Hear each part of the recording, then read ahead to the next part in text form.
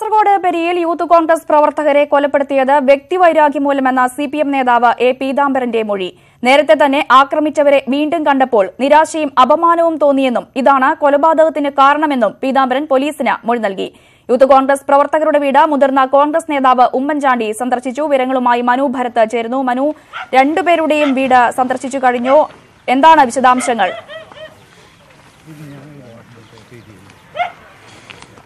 രഞ്ജിനി, ഉമ്മൻചാണ്ടി ആദ്യം എത്തിയത് ഈ രണ്ടുപേരുടെയും മൃതശരീരങ്ങൾ സംസ്കരിച്ച സ്മാരകത്തിന് സമീപത്തായിരുന്നു. അവിടെ അന്ത്യാഞ്ജലി അർപ്പിച്ച ശേഷമാണ് അദ്ദേഹം കൃപേഷിൻ്റെ വീട്ടിലേക്ക് എത്തിയത്. കൃപേഷിൻ്റെ മാതാപിതാക്കൾ അദ്ദേഹത്തിന് മുന്നിൽ പൊട്ടിക്കരയുന്നതിൻ്റെ ദൃശ്യങ്ങൾ നമുക്ക് കാണാമായിരുന്നു. ഏതായാലും കുടുംബാംഗങ്ങളെ ആശ്വസിപ്പിച്ചു. അതിനുശേഷം ഇപ്പോൾ കൃപേഷിൻ്റെ വീട്ടിൽ നിന്നും ശരത്ലാലിൻ്റെ വീട്ടിലേക്കാണ് അദ്ദേഹം പോകുന്നത്. അവിടെയും കുടുംബാംഗങ്ങളെ അദ്ദേഹം ആശ്വസിപ്പിക്കും. ഏതായാലും അതിനുശേഷമായിരിക്കും അദ്ദേഹം ഇത് സംബന്ധിച്ചുള്ള പ്രതികരണങ്ങൾ മാധ്യമങ്ങൾക്ക് നൽകുക.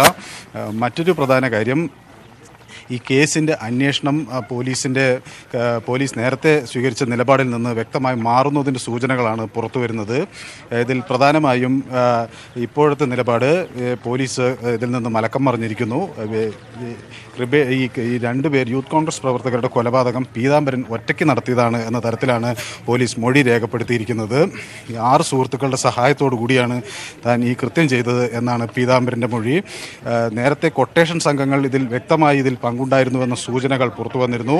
ഒപ്പം തന്നെ അത്തരത്തിലുള്ള വലിയ ആക്ഷേപം ഈ നാട്ടുകാരും ഇവിടുത്തെ കോൺഗ്രസ് പ്രവർത്തകരും ഉന്നയിക്കുകയും ചെയ്തിരുന്നു. ഈ ആക്രമണത്തിൻ്റെ രീതി കൊട്ടേഷൻ സംഘങ്ങൾക്ക് ഇതിൽ പങ്കുണ്ട് എന്ന് വെളിവാക്കുന്നതായിരുന്നെങ്കിലും ഇപ്പോൾ ആ നിലയ്ക്കല്ല കാര്യങ്ങൾ പോകുന്നത്. ഇത് പീതാംബരൻ ഒറ്റയ്ക്ക് ആസൂത്രണം ചെയ്തു, പാർട്ടിയുടെ സഹായം ഉണ്ടായിരുന്നില്ല എന്ന തരത്തിലാണ് മൊഴി രേഖപ്പെടുത്തിയിരിക്കുന്നത്. 6 സുഹൃത്തുക്കൾ സഹായത്തോടു കൂടി തനിക്ക് അപമാനമുണ്ടായി എന്നാണ് നേരത്തെ ഉണ്ടായിരുന്ന ചില അക്രമ സംഭവങ്ങളിൽ പാർട്ടി പിന്തുണ നൽകാത്തതിനുണ്ടായ ചില അപമാനങ്ങളുണ്ടായി. അതിൻ്റെ മൂലമാണ് ഈ കൊലപാതകം എന്നാണ് പീതാംബരൻ പോലീസിന് മൊഴി നൽകിയിരിക്കുന്നത്. അതുകൊണ്ട് തന്നെ സുഹൃത്തുക്കളുടെ സഹായത്തോടു കൂടിയാണ് ഈ 2 യൂത്ത് കോൺഗ്രസ് പ്രവർത്തകരെയും കൊലപ്പെടുത്തിയതെന്നും പീതാംബരൻ മൊഴി നൽകിയിരിക്കുന്നു. പുറത്തുനിന്നുള്ള കൊട്ടേഷൻ സംഘത്തിൻ്റെ പിൻബലം ഇല്ല എന്ന തരത്തിലേക്കാണ് പോലീസ് ഇപ്പോൾ അന്വേഷണം നിയോഗിക്കുന്നത്. ഏതായാലും 6 പേരുടെ അറസ്റ്റ് കൂടി ഇനി രേഖപ്പെടുത്താനുണ്ട്. അത് ഇന്ന് തന്നെ ഉണ്ടാകും എന്നാണ് കരുതുന്നത്.